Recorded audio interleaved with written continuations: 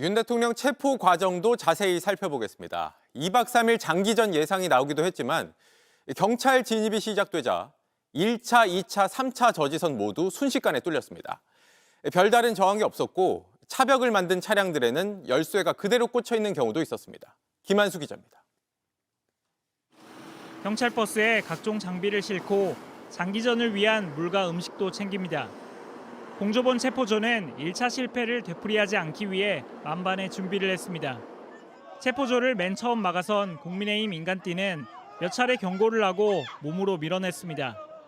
겹겹이 쌓인 차벽에 사다리를 걸고 위로 넘어가기 시작합니다. 그런데 잠시 뒤 체포조 수백 명이 물밀듯이 들어옵니다. 정문 초소문이 쉽게 열린 겁니다. 경찰 관계자는 초소문이 생각보다 쉽게 열려서 걸어 들어갔다며 문을 열고 들어가니 초소엔 아무도 없었다고 했습니다. 체포조가 겹겹이 쌓인 버스의 위치를 옮기는 모습도 포착됐습니다. 일부 차벽 차량에 문이 열려 있었고 차키도 꽂혀 있었던 것으로 전해집니다. 이를 막는 경호 인력은 없었습니다. 체포조는 절단기와 사다리를 챙겨서 윤 대통령이 있는 관저 건물로 향했습니다. 하지만 경찰 관계자는 챙겨간 장비들을 거의 사용하지 않았다며 관저 시설을 부순 것도 없다고 했습니다. 결국 체포조는 관저 진입에 착수한 지 30여 분 만에 관저 앞까지 도달했습니다. 관저 앞 철문도 경호처가 열어준 것으로 파악됐습니다. 관저 안에는 공수처 검사만 들어갔습니다. 윤 대통령 측과 공수처 검사가 체포 집행을 조율하는 사이 천여 명에 달했던 경찰 수사관들이 먼저 철수하는 모습도 포착됐습니다. 체포된 윤 대통령을 태운 차량 행렬도 5분여 만에 관저를 빠져나와 공수처로 향했습니다. JTBC 김한수입니다. 윤 대통령 체포가 유혈 사태 없이 예상보다 빨리 이뤄질 수 있었던 건 경호처 직원들이 별다른 저항 없이 사실상 문을 열어줬기 때문입니다. 대통령 부부의 총애를 받는다는 경호처 강경파들은 끝까지 결사저지하라고 지시했지만 일선 직원들은 따르지 않았습니다. 한민정 기자입니다. 오늘 윤 대통령의 체포영장 집행이 가능했던 건 대통령 경호처가 길을 터주며 사실상 협조했기 때문입니다. 지난 1차 체포영장 집행을 인간방패로 막아섰던 것과는 180도 달라졌습니다. 오늘 차벽으로 이루어진 저지선에 진입할 때 경호처 직원들의 저항은 없었고 별다른 충돌 없이 통과했습니다.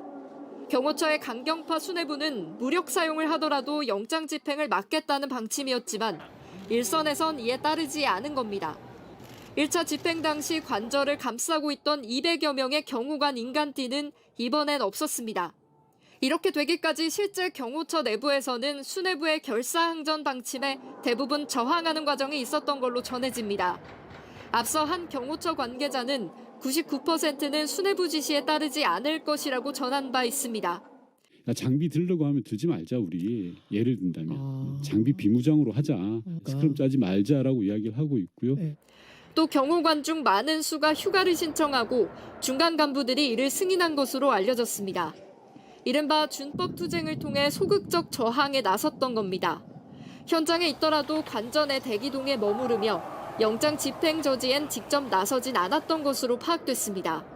계엄당에 총을 쏴서라도 국회의원을 드러내라고 했던 대통령의 지시에 소극적으로 이행하며 저항했던 군인들처럼 경호처 일선 경호관들의 저항이 이번에도 최악의 사태를 막았습니다. JTBC 한민정입니다. 그럼에도 윤 대통령 지키기에 앞장서온 강경파 김성훈 경호처 차장은 오늘도 직원들에게 방패막이 역할을 하라고 몰아세운 걸로 전해졌습니다. 체포영장이 집행되기 직전까지도 무전으로 경찰을 막으란 지시를 내렸다는 겁니다. 유한울 기자입니다. 윤석열 대통령에 대한 체포영장이 집행될 당시 대부분 경호관들은 대통령 관전에 경호처 대기동에 모여 있었습니다. 단체 행동을 해야 부당한 명령에 불응하기 용이해서입니다. 이들을 향해 이른바 김건희 여사 라인인 김성훈 경호처장이 윽박을 질렀습니다. 뭐 하고 있는 거냐, 내 말을 들으라며 근무지 배치를 하려 했다는 게 당시 자리에 있던 경호처 관계자 설명입니다. 하지만 김 차장의 지시에도 간부들은 움직이지 않았습니다. 다른 경호처 직원들 역시 관전의 본인 자리를 지킨 걸로 알려졌습니다. 모두 법의 테두리 안에서 움직이려고 한 겁니다. 하지만 저지선이 차례대로 뚫리고 경찰과 공수처 관계자가 관저에 진입하려고 하던 순간까지도 김 차장은 무전으로 계속 저지를 외쳤습니다. 그러다가 어느 순간 무전기 속에서 목소리가 사라졌고 김 차장이 관저 안에 들어간 뒤 윤 대통령에 대한 체포영장이 집행됐습니다.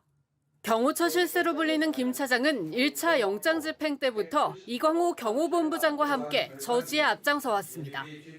차량벽을 3중으로 치고 이쪽 요새화시키고 있고요. 막내급인 행정요원들 그리고 경호관이 아닌 사무직까지 총동원령을 내렸어요. 2차 집행 사흘 전인 12일엔 간부들의 사퇴 촉구에 오히려 징계와 고발 등을 운운하더니 영장이 집행되던 마지막 순간까지도 경호처 직원들의 불법을 강요한 겁니다. JTBC 유한울입니다. 지난 1차 체포 시도 때 윤 대통령을 위한 인간 방패가 돼야 했던 육군 55 경비단 병사들. 오늘은 이런 부당한 역할을 하지 않았습니다. 경호처에 파견된 군 병력들이 이번엔 체포 현장에 투입되지 않은 겁니다. 조보경 기자입니다. 지난 3일 1차 체포영장 집행 당시엔 군복을 입은 남성이 관저로 진입하는 공수처 수사관 등을 막아서는 모습이 포착됐습니다. 경찰은 당시 1차 저지선과 3차 저지선 등에 군병력이 투입됐다고 밝힌 바 있는데 이들은 관저 외곽을 경비하는 55 경비단과 33 군사경찰대였습니다. 하지만 오늘 집행 땐 공수처를 막아서는 인간 벽이 없었고 특히 군 병력의 모습은 보이지 않았습니다. 군 관계자는 체포 저지선에 군병력이 투입 안 된 걸 확인했다며 본래 임무인 관저 외곽 경호만 하고 있다고 전했습니다. 의무복무 병사 위주로 구성된 55 경비단 등이 체포를 막는 데 동원되는 건 적절치 않다는 비판 여론이 커지자 경호처도 이를 받아들인 걸로 보입니다. 군도 경호처에 경호부대를 투입해선 안 된다는 입장을 여러 차례 전했습니다. 경호처에 우리 입장을 전달을 했고 경호처에서 군병력은 그런 과정에 운영하지 않을 것이라는 확인을 받았습니다. 55 경비단은 공수처가 관저 출입을 승인해달라고 요구하자 사실상 협조하기도 했습니다. 공수처가 어제 2차 체포영장 집행을 앞두고 55 경비단장을 찾아가 관저 출입 허가 공문을 보여줬고 단장이 직접 공문에 찍을 도장을 건네줬습니다.